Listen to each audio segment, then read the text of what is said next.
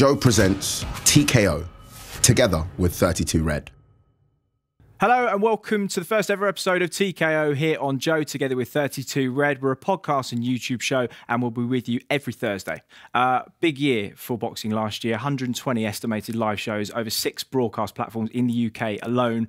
And with 2019 set to be even bigger, we'll be here every week on Thursday getting our teeth stuck into the big issues with special guests, live exclusives and much more besides. Very pleased to say one man who'll be joining me throughout the journey this year is Carl Frampton, MBE. Good to see you, mate. How you doing, mate? All right. I got a bit of stick when the trailer came out last week because a couple of people said to me, he said, "Oh, you got hurt by featherweight to the body." I said, "If you think Carl Frampton is a featherweight, you need to have a quiet word with yourself." Right now, I'm not a featherweight right now. You're nowhere near a featherweight right now. I'm a featherweight. I punch as a featherweight. When I fight, I'm a featherweight. And you're now what, a welterweight? So well, does that count? I'm still a featherweight. Yeah. So you get hurt by a featherweight. I had no notice either. So everyone knows you're vulnerable to the body. I have to say it was kind of 60%, a bit more than 50. So not cool. Well, don't do me too many favours in front of everyone. So good to see you. You looking rested and well. I don't know what that means. What does that mean? Like fat? Looking full and healthy. Yeah. I guess it's a danger having. Obviously, you're going to blow up a little bit after a fight night, but when 3 days after a fight night is Christmas Day, it's always going to be. Yeah. Well, do you know what? It's something I've been kind of thinking about a lot, and as I get older, it's always the weight goes on easier. It's harder to get off. So, I've been teetotal for like over a year now. Yeah. Last Boxing Day was the last time I had. 2 Boxing Days ago was the last time I had a drink. Tell a lie. On New Year's Eve, I had 2 bottles of beer. But I'm still teetotal, really. 2 bottles of beer isn't... No, that's fine. So this is all to do with not ballooning in between fights. Yeah. A little bit more maintenance required at this stage of the career, right? Yeah. Most weeks we're going to have a third guest. We're going to be on the road. For those of you watching, we'll be filming some of the stuff on location. I think we've got a trip to Belfast planned at some point for you. But I think today, to kick us off, it's probably good that you and I just chat together because we've got a fair bit to talk about with regards to your own career, given everything that happened in December.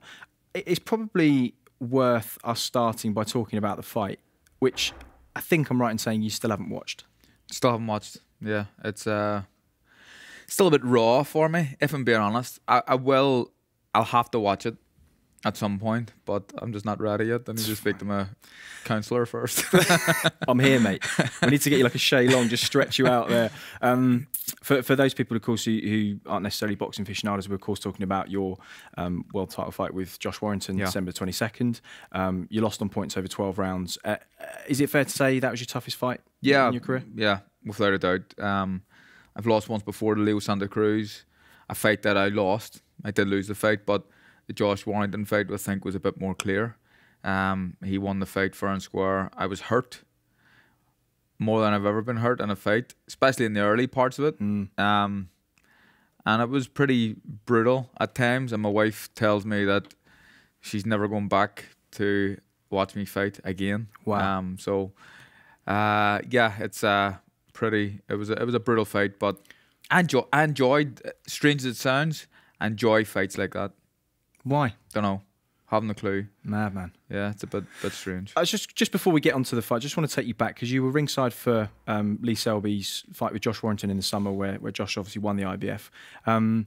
You're there, I guess, on partly you're there for the broadcast with 5 Live, but also on a kind of scouting mission because you know at that point you're both with Frank Warren, so it's an easy fight to make. You know you've beaten Anito Donaire. It's the logical step for both of you, and I imagine talks were held to kind of say, look, there's a chance you guys could fight. Yeah.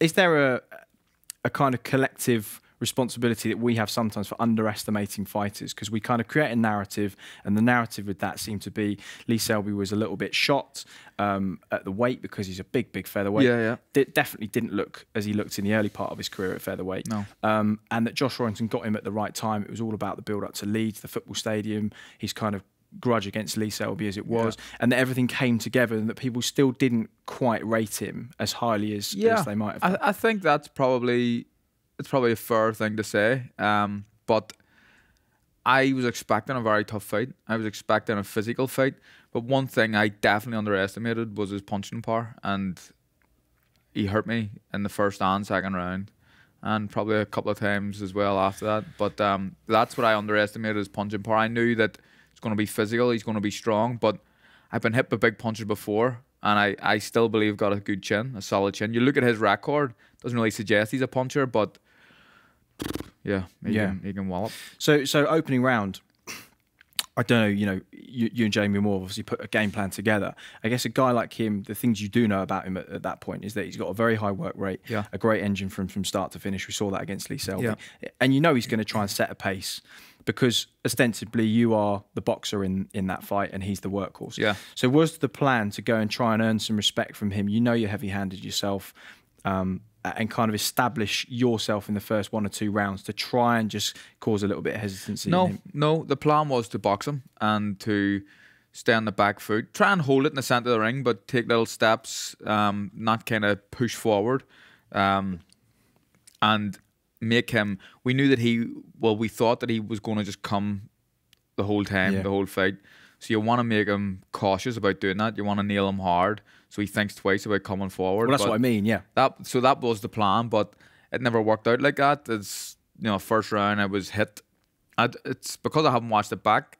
It's kind of still don't really know what went on, but I was hit and I stood and had a fight.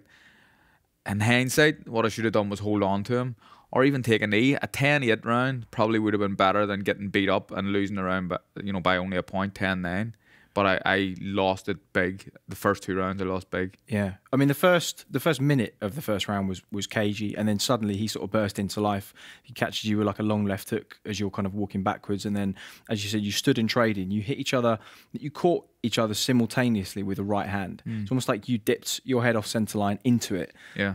I can remember Andre Ward doing a similar thing against Sergei Kovalev in the first fight, kind of dipped into the right hand, and then the second right hand that came straight through the middle from him, that's what almost sent you reeling all the way back across the ring, kind of went from left to right. Yeah. And it looked like you were in trouble. And at that point, the crowd kind of, the noise goes up in the arena, the commentators, John Rawlin reacts, and suddenly you're thinking, flipping heck, this is trouble. How aware are you of the noise when you get hit by a big shot and there's a reaction from the crowd? Obviously, you know you're hurt anyway. Yeah. Does the kind of sensory experience increase when you hear like the crowd go I up? think so. Probably does. It's a big crowd. It's not as if there's a few hundred people there. There was 20,000 people there making a lot of noise and 2 passionate sets of fans. So yeah, it probably does. But me, it's just a fighter's instinct kind of took over there, and it's probably the wrong thing to do. Where some fighters, the best thing to do would have been to hold on.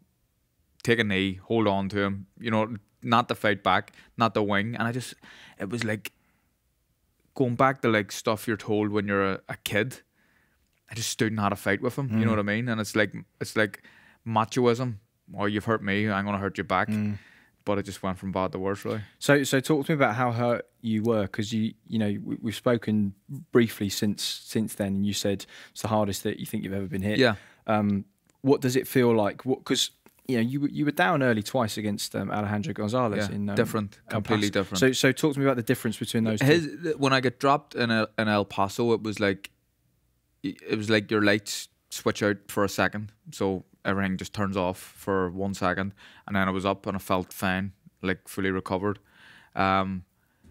When I was hurt against Warrington, I was thinking, stay up, but I'm hurt, I'm really fighting hard to stay up. What are you missing in terms of your senses at that point when you get hit? Is there anything that sort of starts to go, or what do you feel like? Your balance is a bit crap. Shots are raining in from everywhere. You don't see them coming. It's a strange sensation, but in the onslaught in the first round, and I'm not sure exactly when it happened, it was either his knee smashed into my thigh, or I've seen the pictures. I haven't watched the footage yet, but there's like a picture of me like almost yeah. Your hands go up almost like trying to maintain your balance. Yeah, and maybe I landed funny, but I done a bit of damage to my left leg, and even if I wanted, so the plan was always to move. So even after the first and second round, bad rounds, but if you go back to the start and start again from there. My leg was hurt me, and I think I'd done a little bit of ligament damage on it. There was some severe bruising on my leg, and I couldn't get up on my toes. And it all, like, them first 2 rounds affected the whole fight. But Josh and his team had a brilliant game plan. Josh carried it out to perfection, and he won the fight pretty convincingly. always difficult talking about injuries in boxing because I think it's the one sport where people pretend everything's going great when it isn't. You pretend you're not hurt when. Even remember looking at Baddy Jack's face in the post-fight interview, and he went, "No, this hasn't impacted the fight in any way." And I thought, how can you be saying that? Yeah. David Hay after the belly fight with his Achilles are clearly almost severed in two. Yeah. But I guess that's a reflection of the kind of you don't want to take away from I don't want to do that. And you say like, you know, this isn't an excuse, but it is an excuse, and that's what it is. Yeah. So, you don't like to take away. You're right, but after the first round, I remember walking back to the corner, and in my head, I was thinking, "Don't tell Jimmy you've hurt your leg because of how bad a round it was. He might think I want out and I want to quit. I'm not a quitter." And so I didn't tell him about the leg until after it. And I remember actually standing went to the hospital and stuff. The doctor was a wee bit concerned about the swelling in my head. And we're standing in A&E, and I tried to turn and my leg gave way, and people thought it was my head, and everyone rushes around, but it was only my leg. Couldn't bear a lot of weight, but adrenaline obviously takes over, and you can get through it, and you can do what you need to do in a fight. Well, not really what you need to do, but you can get through a fight. But my plan was to get up on my toes and be a lot more active on my feet, and couldn't do it. Yeah. We'll come back to that just in a moment. What's that hospital experience like? 'Cause we don't hear a lot about that. Is it kind of part of the course? Do you always have a hospital visit after a fight, or is it only after specifically? Particularly hard fights? Hard fights. And I went back. To my head was sore, very swollen. I went back to my hotel room. We had Dr. Martin Duffy, who works for the British Board of Control, and he's a friend of mine now. And Martin, he stayed with me. Fair play to him. He stayed around, and we just thought it would be best that I would go and have a scan in the hospital. So we went and done that, and it was. I think it's probably. I was okay, but I think it's probably a scary experience for my wife, who was with me. My dad was with me as well. Yeah. So there was a little bit of concern. But most you've ever had sort of pain in your head before? Yeah, and the swelling was increasing, and it was like the pressures. On your head. Yeah, so it was. It wasn't a nice feeling, but I was just tired, man. I wanted to go to bed. I didn't really want to be in hospital, but I thought better safe than sorry. What about you got two kids, Carla and Rossa, right? Yeah. So what questions do they ask? Because obviously you saw that it takes a couple of days for the bruising to come out, and obviously you're spending Christmas Day with them and stuff like that. I guess they've never seen your face anything like that before. No. What kind of questions do they? How old are they? They are 4 and 8. Right. So what sort of questions do they ask about? Well, the 4-year-old, he's funny, very funny. He is, He the first question he asked me, I didn't really. Well, he looks at your face and he's just looking at it and touching it and feeling it. But he asked me, "Are you not a champion anymore?" So he asked me, "No, not anymore." So it was funny, you know what I mean? They're kids, and the things they say is pretty funny. My wee girl was, she's a bit more sensitive, so she was very like emotional and huggy, but they were okay. They were excited about Christmas. They didn't really care too much after my face after they seen it for about an hour. Yeah. So they were just excited about Christmas, I think. How do you feel in those days after as well, when the aches and the pains, like the adrenaline's worn off and the swelling sets in? Did you feel sort of? I was sore after that fight for quite a while. My neck and head was sore to touch.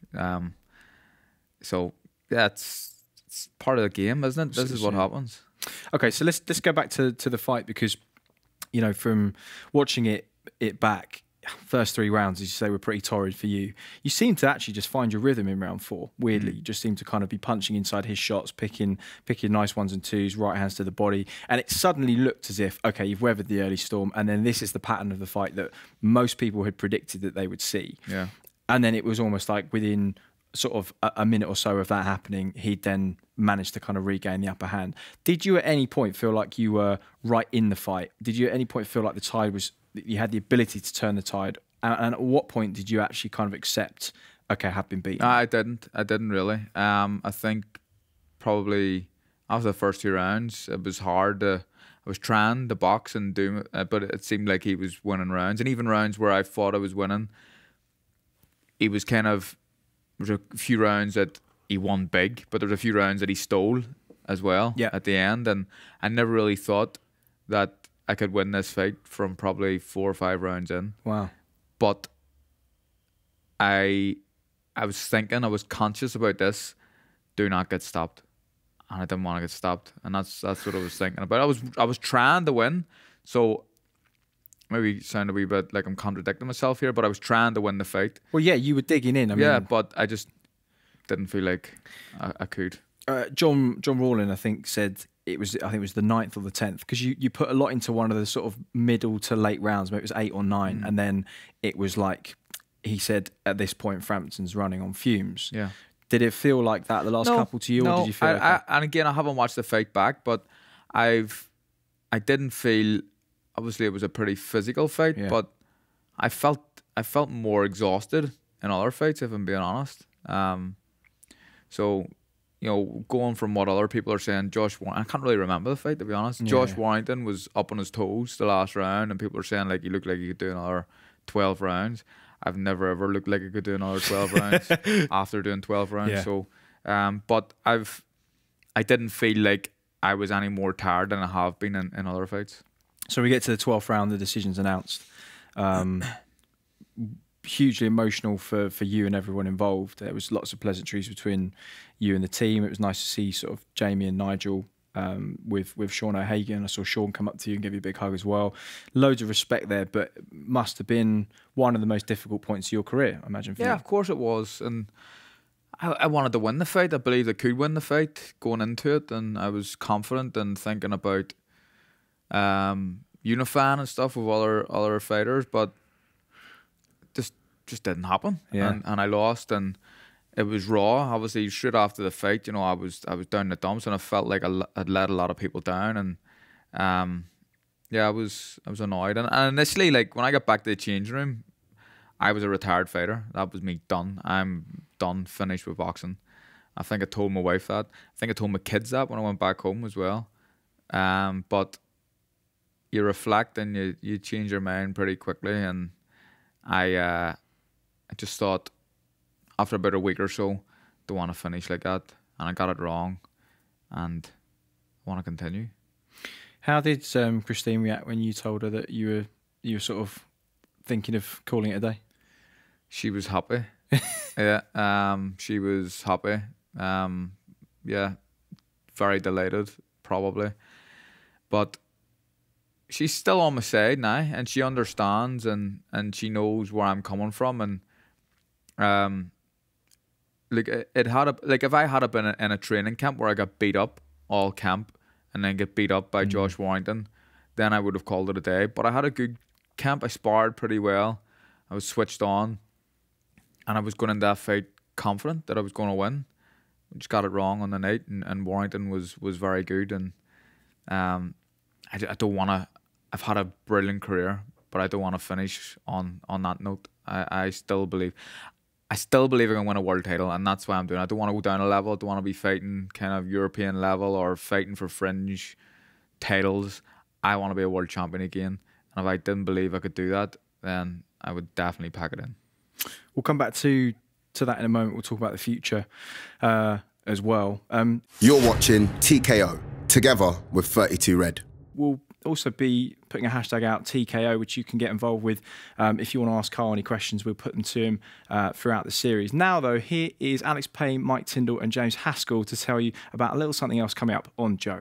Chris, thank you very much indeed. It's just a moment or two for us to duck in and tell you about the House of Rugby. We're into show 18 or 19 with James Haskell and Mike Tyndall. Show 17, I'm told by producer Si. We're having a lot of fun. What are we trying to do with the show? Why should people be watching and listening? We are basically trying to mix everything up. This is going into another show so that people come and watch us. Oh. Hello, everyone. Say hello to nice people. Right. Well, we should basically watch House of Rugby because it's unbelievable humour. We don't talk about any rugby, and we give you the inside track from people who are still actually involved in rugby, not old 60-year-olds who don't know anything. Good. Tins, your views? Yeah, you've offended all the Irish. You've offended most of the clubs. Basically, we try and offend anyone who possibly works against the English. So the Irish have been hit hard. We're just building up to the Welsh, and then we're going to finish off by fucking putting down the Scottish, yeah? And that's Good my stuff. mother-in-law as well. So just want to reiterate, we are a family show, despite the 30-second trail, including... There we go. You can download us via YouTube. You can as you can tell, we're a very professional outfit. You can watch us via YouTube and download us via iTunes. I hope you'll join us at some point. It's a lot of fun, really. Thanks, gents. You're listening to and watching TKO with me, Chris Lloyd, and Carl Frampton, together with 32 Red. So just picking up off the kind of, I suppose, the conversations you were having with Christine about deciding to actually not call it a day and fight on. You've had conversations with Frank Warren in the last sort of 2 or 3 weeks as well. Just talk to me a little bit about the ins and outs of that discussion when you sat down and what came from that. I sat down with Frank a couple of weeks ago. I've sat down with MTK as well, and kind of told him what I want, which is big fights. The last thing I want is to have a scenario where you have to have 3 fights to get a shot again at a world title, because if that was the case, I think I would pack it in right now. So they know what I want, and everyone's all on board, and I still believe, you know, I lost my last fight, not an ideal scenario, but I'm still a big name in the division, and sometimes when you lose a fight, other fights can be easier to be made, and that's happened in my career before, where I didn't lose a fight, but I was dropped in Texas twice in the first round. I got the Quake fight and the Santa Cruz fight. Suddenly people are lining up off the back of that. So they see a vulnerability and they think we'll take advantage of that now. So there's already been discussions with Leo. There's already been discussions with Oscar Valdez. So these are potential opponents. Because Santa Cruz is obviously still got the WBA. Valdez and Warrington as a unification will have to kind of wait, because, as we know, Warrington's got to fight your mate Barry, which is, I think, they won the purse bid a couple of days ago, didn't they? Frank. So that's good news for him, or good news for you rather, because it keeps open doors. What about the possibility of heading back down to £122? Look, it's kind of been made a big deal out of recently, and it's something that I was asked the question, and I kind of just said, look, we'll keep everything open, all options open, and that was it. Like, I remember thinking when I made featherweight 126 pretty comfortably against Nonito Donaire, very, very easy. I weighed in at like 125, and I was thinking I could do super bantam if I had to. And I actually put that to Frank and my team for the Windsor Park fight, because when Luke Jackson was mentioned as an opponent, I wanted it to be a bigger name, but all the champions were tied up and stuff. So I actually said, look, if something comes up at super bantamweight, I can do super bantamweight. But I think I put on a little bit more muscle and a little bit more belly since then. It'll be a bit of a struggle, but it's an option. It's an option. But I'm a featherweight fighter. I wouldn't say it's unrealistic, but you know, you keep all options open. Fair play to Donaire making 118 for the Burnett fight. I know he was never huge at 126, but it did seem, especially because he's 35 years of age, and I think the last time he made it was 2011. But he looked pretty comfortable. No, he did. I knew that when he weighed in against me, I knew he could definitely do 122 without a shadow of a doubt. Probably 120 comfortably, but he done 118. That was what I was going to say. Like, if he does it well, he's going to be dangerous for any of these guys, and that was a little bit of a concern for me when talking about Nonito, because it was just, you know, he hasn't been down there for a long time. But he looked the part. And fair play to him. And if ever there's a lesson for you that it's not over till it's over. I mean, I know he had a bit of a fortune, unfortunately, with Ryan Burnett and that tear, but ultimately, he's now the WBA champion, and big fights ahead with potentially Inoue, Tete, etc. Yeah, Donaire is doing that. You got to look at guys like Manny Pacquiao, his last performance against Broner is the best performance he's had in years. Kovalev just won his title back. Incredible. So there's life in the old dogs yet. You know what I mean? So and you're hardly old. I mean, 31. Nah, that's it. I'm taking a lot of motivation from guys like that. They just need to get back to doing what I do best, and I can still be a world champion. I genuinely believe that. So just confirm. So the negotiations and certainly contact has been made with Oscar Valdez and Leo Santa Cruz's camps. Out of those two, I mean, I know you want a piece with Santa Cruz. Would that be your priority hit list in order? That probably, because it's one each, and a trilogy makes a lot of sense, and it's a tough fight, as is the Valdez fight, as is any fight with a world champion in the division. But probably. But do you know what? If you give me a coin, I'd flick it now, and I would take any one of them. So We'll see. I mean, it's great. It's great for the sort of lower weight divisions at the moment. I mean, Frank has done brilliant work with obviously yourself and Josh Warrington, the World Boxing Super Series, as we spoke about, with Donaire and Inoue and Tete and Burnett. Eddie's kind of trying to make unifications with Daniel Roman and TJ Dehenny, who I think you fought in the amateurs, didn't you? Yeah, I fought TJ. Me and TJ are pretty friendly with each other. He's a world champion. He beat me in the amateurs. He beat me 7-4, 7-5 in the points, computer scoring. Yeah. Very, very cagey fight. The old days. And TJ is a cagey fighter, but I think someone like him deserves so much credit for, I'm here, I'm based in the UK, and I've got a fan base, and I'm getting put in the position to fight for titles, and I have teams behind me who have a bit of influence, and that deserves credit in itself. But TJ to go to Australia as an Irishman and fight in Japan a lot of the time and fight on these small shows, go to Japan and win the world title, he deserves so much credit. And he's a fighter that I think that a lot of other guys can look at and take inspiration from. So for you, long-term plan, I mean, how many more fights? Don't know. I don't know. It's a hard one to say. I get asked that question quite a lot, and I don't really know. Yeah. I'd love to be able to fight until I was 50, but I know that's physically... Christine would have killed you by then, that won't yeah, happen. Definitely. So, no, look, I'm not one of these guys that wants... I don't want to go on forever. I've got 2 young kids. I spend a lot of time away from them, but while I can still be a world champion and believe that I can be a world champion and still demand enough attention to get into big fights, I'll continue to box, and that's it. So I'm not putting a number of fights on it, but what I will say is you probably count them in one hand. Really? Yeah. Okay. Yeah. You got a hugely loyal fan base as well. I mean, that's part of the draw for Carl Frampton, isn't it? That the Irish fan base, in terms of drawing numbers to fights, in terms of enticing other fighters over, they know that you can fill big venues here. I think, like, without blowing smoke, I think I'm one of the best supported fighters on the planet. And as a featherweight, that's a big achievement. Yeah. It's usually the big men that get the support, but I brought 5,000 people to Las Vegas, which is an insane number. It was in January, just after Christmas. There's not too many people that could do that. When you think Fury and Wilder did what, 13,000, 14,000? Yeah. In a venue that holds sort of 18, 20, and you're bringing 5 over as not a big man as well. Yeah. Says a lot. Genuinely, like, I owe a lot to the support that I had and have. Like, they've supported me in their numbers. They've travelled.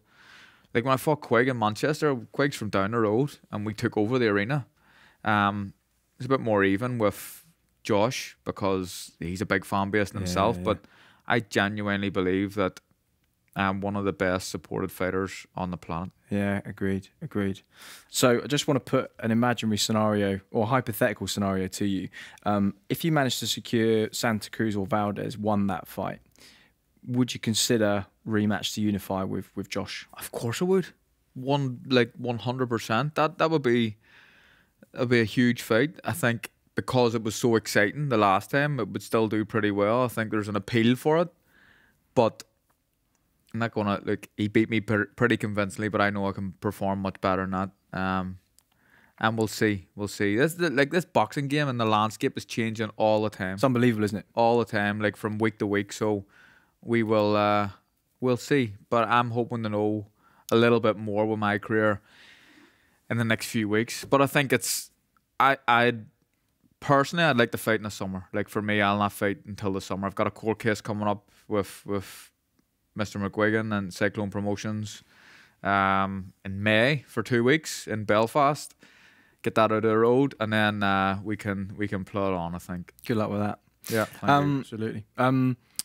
Couple of bits of news from 2 of your old stablemates, Josh Taylor and George Groves. We'll start with George first. He's obviously announced that he's hanging him up about a week or so ago. Good decision from him, do you think? I think so. George has made a lot of money in his career, and especially late on in his career. You talk about the Frats fights, but in the Super Series, if the rumours that I'm hearing, the money that he made are to be believed, then it's silly money, insane money. But he's won a world title as well, and that was a dream of his to become a world champion. And I actually went on Twitter the other day to send him a message and just congratulate him and wish him well in retirement. And he's unfollowed me for some reason. Me and George always get on pretty well, so there's an exclusive for you. Followed by George Groves on Twitter. Oh man! But yeah, no, George is a good guy, and I genuinely wish him well in the future. That's great. Yeah, because I mean, hell of a rebuild from him after those 2 losses. Yeah, and I kind of know what he was when he came back after Frotch, because he boxed in a couple of Channel 5 bills, did, and I know that he wasn't getting serious money. It's like Rebrasse and and the Gutnick as well. Obviously, course, you had the terrible injury. But the money wasn't great. I don't think it was great. I'm talking about coming from Frotch level money to that, and to still have they aspire to be a world champion and getting like, a tiny fraction of what you were getting for their previous 2 fights. I think that deserves a lot of credit in itself for continuing to do that and finally getting his world title shot and winning it. Absolutely. Josh Taylor's opponent has pulled out of the World Boxing Super Series as well, because I think his debut was in El Paso when you fought Gonzalez, wasn't it? Yeah. So he's come a long way, but a little setback from him. I think the stand-in is Victor Postel, who he's already beaten. Yeah. So a difficult position for him at the moment. Yeah, it is, and I kind of feel sorry for Josh. Josh is my friend. Like Hank, we call him. He's a great guy, and he can fight. That's the bottom line, is he can fight like there's no tomorrow. Like, unreal fighter. I love watching him. Love watching him spar. He has this real, like, we call him Hank from Me, Myself, and Irene. The Hank character that comes out, and that's what he's like. He's like a split personality. So sometimes we say full Hank was out today when he goes mad sparring, but he is a fighter and a half, really is. And I hope that, it's disappointing that he won't now be fighting for a world title in his next fight, but Postel as well, as a stand-in, someone who he beat, and he beat him convincingly enough, but to have to maybe go and fight someone like that again, it's a tough ask, isn't it? Yeah, it is a tough ask, and you have to talk about your desire and motivation as well. It could be a banana skin, you know what I mean? And that's not what you want. I'd love to see Josh win the whole thing outright, which he could very well do. And that's obviously assuming it all goes ahead, because there's been kind of a lot of concerns about the finance and stuff of it. There has been for quite a while, and it's disappointing to see that, because the format was brilliant, and the scene in the first, the cruisers, and Usyk won it. Yeah. Groves and Smith in the final as well. It was a brilliant success for a boxing fan. Obviously, the businessman behind it maybe didn't see it as much as a success, but it's disappointing. It's disappointing because it's a good format and a very, very exciting format. Certainly boosted. We talked about the 118 division at the moment, because it's put a couple of decent matchups together that might have taken a little while to make. So at least those guys are in a good position. If it goes no further, obviously we're hoping that's not the case, but we don't know. So. Each week we'll have a challenge for Carl and one of his guests, and this week we're going to be finding out all about the man they call the Jackal in 32 seconds, together with 32 Red. Are you ready? Go on. Okay, 3, 2, 1. Best victory? Santa Cruz. Hardest puncher? Josh Warrington. Worst moment in the ring? Josh Warrington, round 1. Toughest opponent? Josh Warrington. Venue you most like to fight in? Madison Square Gardens. Fighter you most admire? Golovkin. Nice. If you weren't a boxer, what would you be? A lemonade delivery driver. Why? Because that's the only other job I've ever had. Word association, Leo Santa Cruz. Mexican. Belfast. Brilliant. Victory. Yes. Defeat. Shit. Stop. That was bang on. That was all the questions I had. It's good job you did that, because we didn't have any more questions left. I like that. So, lemonade salesman. Do you want to? Wasn't a salesman. I worked for a company. I didn't work for them. I helped a man who worked for them. Maine Lemonade. So they're a pretty big firm back home. Yeah. And they deliver lemonade. So how old are you at this point? 15. Okay. Remember the first day on the job, right? So most people that you deliver to would have their normal bottles of lemonade. They would always get their regular bottles. Who's ordering lemonade? It's a thing that happens in Belfast. Is it? It's normal. So the first house I went to was in the Lower Shankill. And the guy who I'd done it with, Cooper McClure, who's a former boxer who now coaches my amateur club, he used to give me a few quid for being eliminated. I'd run in and leave the bottles down, get the money and give it back to him. Right. First house I went to on my very first day, he says, just go in, knock the door and walk in. The guy will be sitting there in his living room and he always gets the same 4 bottles. Just get the money off him and walk out. And I walked in. There's a guy and his mate sitting in the living room of their house. This is like 8 o'clock in the morning, drinking cans of Stagger with... Hang on, what's Stagger? Stagger's like cheap shit beer. Right. Drinking cans of that. But he had his hair drew on with a permanent marker. But he like done like sideburns and stuff. So he drew his hair on and done sideburns, and this is... He walked into the house of a serial killer. But he gave me a tip. He gave me a pound tip, so I liked him. And but I went back out, and Cooper's like rolling around, laughing, like, "What's going on here? Was this? They all have their hair drew on?" How long did you do that for? About 6 weeks. Temp work, yeah, 0 hours. Good. Okay. First podcast pretty much done and dusted, mate. I think we've covered everything in some detail. Thoroughly enjoyed it. Good man. Thanks for sort of getting into the nitty gritty. Not always easy to talk about a loss, a recent loss as well. So I appreciate it. It is what it is. It is what it is. Just a quick word for people that are watching later on today or listening today, the 7th of February, there's a hashtag going around called Time to Talk. It's a mental health push, basically encouraging people to open up and talk about their experiences with mental health and ask friends. I was just doing a little bit of research and having a dig through the archives, and today it's bang on 22 years to the day that Lennox Lewis regained the WBC from Oliver McCall. And I don't know if you remember that fight, but McCall had a couple of really weird rounds towards the sort of the third, between the third and the fifth, where he just started walking around, not even looking at Lewis in the ring. And it turned out he was having a mental breakdown, and obviously we're far more accepting of those things now. Yeah. But at that time he was kind of labelled as just this nuthouse guy and stuff. So Luke Jackson did a podcast as well on mental health too.